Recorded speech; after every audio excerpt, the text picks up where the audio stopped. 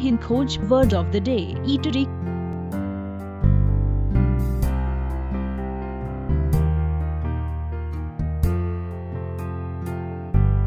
Eatery का हिंदी में मतलब भोजनालय होता है।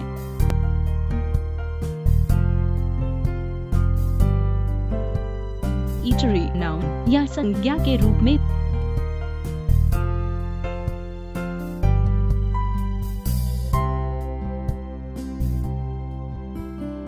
Synonyms of eatery: restaurant, cafeteria, eating house, canteen.